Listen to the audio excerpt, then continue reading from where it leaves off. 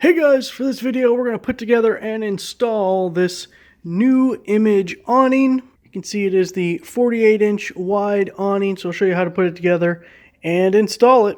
Got all the pieces laid out here. We get 2 support arms, we get a bunch of the little like roofing sheathing stuff, and then we get the frame pieces. There's 3 straight pieces, 2 curves, and then that 1 curve there, and then a bag of hardware. Looks like the instructions start out with these pieces here. It says you want the curved edge down and on the left with the edge facing you. Here it is. I got one more piece to go just to show you. Hopefully I can do it with that at an angle. You just want to slide those 2 ends so they interlock. And slide it all the way down like so. And now all of these are stuck together in one big piece. Now you need to lock all your slats together, so the instructions say to get a pair of pliers and crimp each joint about 1/4 of an inch down. You're going to do that in each spot, making sure the 2 pieces are flush going across each other. Next we're installing the top trim piece. So it's this piece here, looks just like this. It's going to slide over just like your other slats did, and it's going to go with, see the little loop, how it's curled under? Have the curl under and on the left side, and then this slides over the top just like that. Next we're doing the same thing with the gutter piece, looks like that, on the right side or opposite side. So you see the curve of the gutter is coming in this way, and we're just on the other side of this piece, just like we did it last time. Here's where things start to get a little tricky. We're going to put this top piece on here. It's one of your curved pieces. You have 2 curved pieces that are almost identical, just a left and a right. It goes on this edge here. You start on the non-gutter side, wherever they call this, the trim edge side. You're going to pull this piece up about 2 inches and then push this top piece over it so they interlock. See how this piece is over the top of this one? And then they're sitting flush in the channel of the slats. We come all the way to this side, and this is where it's a real tight fit, kind of hard to do. So you want this piece all the way down first, and then bring the gutter piece in, and you'll know it's all the way in when the holes here line up, which you can see mine are really close. Just a little bit more pushing, and those will line up just fine. Now you need to put your screws in. There's little screws that are in the bag. You have 2 here, and 2 right there. Now we're going to put 2 more small screws in the big holes along this edge.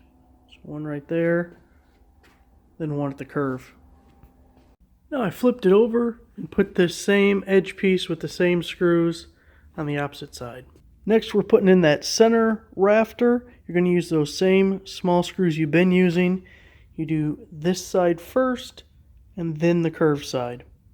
Well, it's starting to look like something, either an awning or a sled. Now we need to attach that center brace or rafter to the slats, or the roof. You get 5 of these metal clips, and you put them in at each joint. So you can kind of see there's a joint there, there's a joint there, there's a joint there, there's a joint there. You don't do the curved one, so don't worry about that one, just these flats. And you can see I have a couple in place already, so that's what it's going to look like. So you see the little curve here.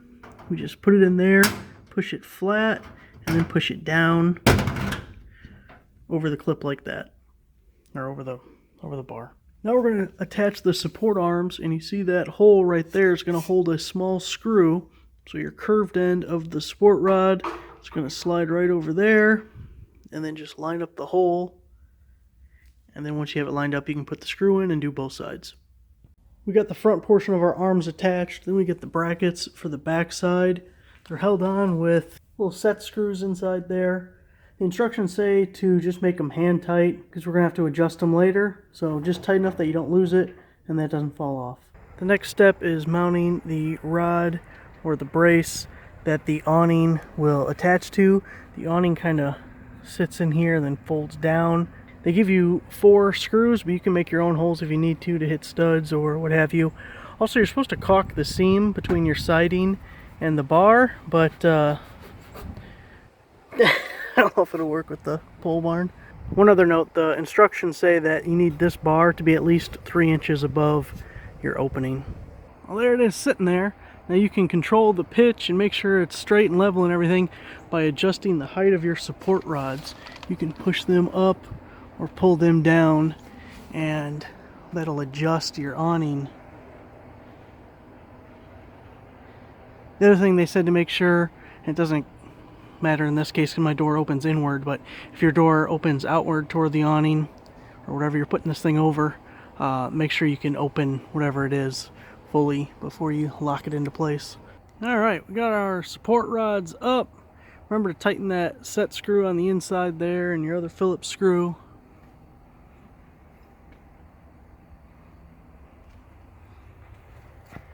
And now there's 3 holes along the bottom. See that one there? That one underneath the center brace, and then one all the way to that end. And those are going to use those same little screws you were using before to lock those 2 into place. Well, there you have it. Awning installed. Thanks for watching.